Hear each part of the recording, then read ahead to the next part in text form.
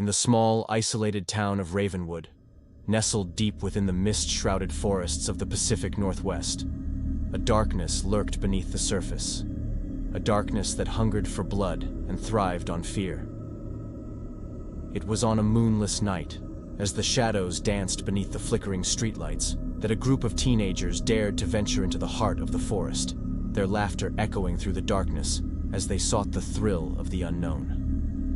Among them was Sarah, a fearless young woman with a thirst for adventure that burned brighter than the stars above.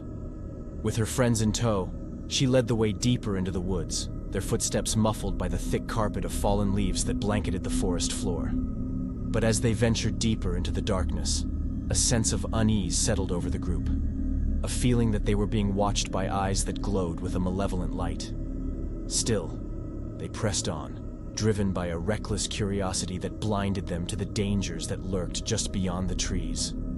It was then that they stumbled upon it, a dilapidated cabin hidden deep within the forest, its windows boarded up and its doors hanging off their hinges. Against their better judgment, the teenagers pushed open the door and stepped inside, their hearts pounding with excitement and fear.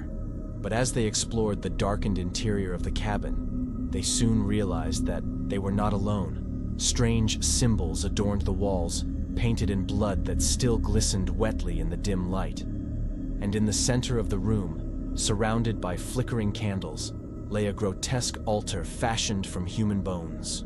Horror washed over the group as they realized the true nature of the cabin, a place of unspeakable evil, where dark rituals were performed in the name of a forgotten god. But before they could flee, a presence stirred in the shadows, its eyes burning with a hunger that sent shivers down their spines.